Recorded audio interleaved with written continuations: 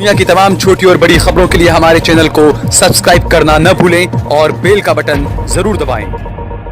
इन्होंने देखा कि राम मंदिर पर भी इन्होंने बहुत बड़ा जजमेंट लेने के बाद भी हिंदुस्तान के मुसलमानों ने, हिंदुस्तान के हिंदुओं ने मोहब्बत और भाईचारे का पैगाम पूरे देश में बना करके रखा। उसी चीज़ को नजर रखते हुए इन्होंने फिर सडनली तुरंत ही एनआरसी को और सीएबी को लेकर के आए कि ताकि हिंदू और मुसलमान और सिख और ईसाई हिंदुस्तान की मिट्टी में आपस में लड़ते रहे, झगड़ते रहे। लेकिन मैं आपको कह देना चाहता हूँ नरेंद्र मोदी साहब आपको इस मीडिया के माध्यम से और हमारे गृह मंत्री अमित शाह साहब को कि ये गंगा जमनी तहजीब है, ये हमारे बड़ों की तहजीब दी हुई है और ये कभी भी डिवाइड एंड रूल्स वाली पॉलिसी आपकी फेल हो जाएंगे। अगर एनआरसी का विरोध करोगे तो आपको पाकिस्तानी कहा जाएगा, आप सीएबी का विरोध करोगे तो आपको पाकिस्तानी कहा जाएगा, आप सिविल यूनिफॉर्म कोड का विरोध करोगे तो आप पाकिस्तानी कहा जाएगा। मैं कहता हूं कि प्याज 120 रुपए किलो हो रही है, गरीब आदमी मर रहा है। 71 के पेपर आप हमसे मांग रहे हो जबकि आप राफेल के पेपर जला चुके हैं। आपको खुद को नहीं पता है कि आपने जो 30,000 करोड़ रुपए का राफेल का कौभांड किया है उसके पेपर आपके पास नहीं है। 1971 के पेपर सामान्य आदमी जो हमारे हिंदू है, जो हमारे मुसलमान है, जो सामान्य आदमी वो कहां से लेकर के आएगा?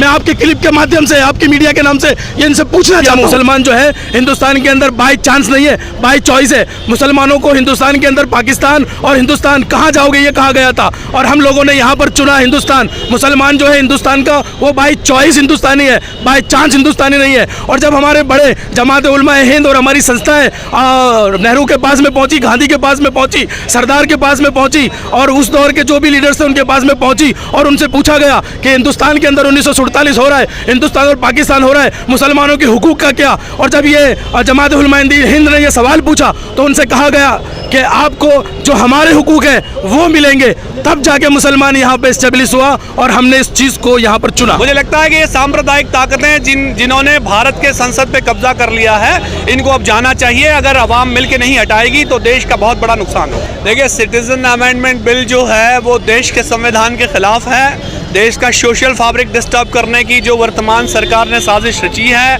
नागरिकों में फ़र्क करने की राजनीति जो है वो अब खुल के आ चुकी है। पूरा नॉर्थ ईस्ट से लग रहा है 370 के नाम पे कश्मीर पूरा डेडलॉक हो चुका है। और दक्षिण भारत के अंदर में पहली बार ऐसा सुनने को मिला कि दक्षिण भारत के सभी राज्य मिलकर द्रविड़ नाडु की अलग राष्ट्र की डिमांड कर रहे हैं। मूड जो भारत के प्रश्न थे उससे बिल्कुल हट के देश की माइनॉरिटी का विचार न करके उन्हें पाकिस्तान, अफगानिस्तान और बांग्लादेश की माइनॉरिटी का जो विचार आ रहा है, तो शुद्ध गुजराती में ये कहेंगे कि घरना छोकरा घंटी चाटे।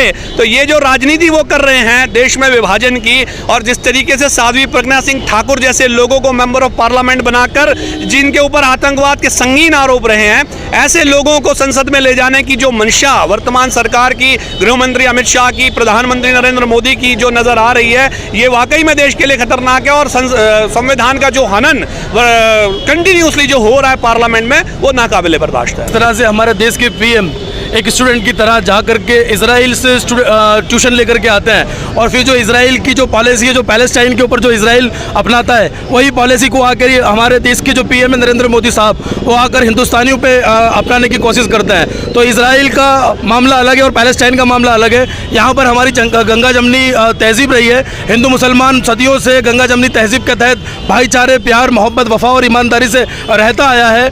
जो देश की फाकिस ताकतें हैं और जो कट्टर ताकतें हैं वो इसको बर्दाश्त नहीं कर सकती। इसीलिए ये कभी घर वापसी का मुद्दा लेकर के आते हैं, कभी राम मंदिर का मुद्दा लेकर के आते हैं, कभी सिविल यूनिफॉर्म कोड का मुद्दा लेकर के आते हैं, कभी एनआरसी लेकर के आते हैं, कभी सीएबी लेकर के आते हैं। और ये देखना चाहते हैं कि क्या हिंदुस्तान के अंदर हिंदू और मुसलमान आपस में लड़ सकते हैं। एनआरसी और कैब जो है वो एक्चुअल में मुस्लिम विरोधी कानून है। सिर्फ मुसलमानों के लिए ही मतलब विरोधी काम ये कर रही है सरकार। ये मुस्लिम विरोधी कानून है क्योंकि इसमें कैसा है, जितने भी है हिंदू, सिख, ईसाई बराबर सबको नागरिकता देने की बात की गई है। सिर्फ मुसलमानों को ही बाकायदा रखा गया है। तो जो बात मुस्लिम विरोधी है, जो दिख रहा है कि ये सरकार मुस्लिम विरोधी सरकार है। आप देख रहे हैं देश लाइव, देश की आवाज।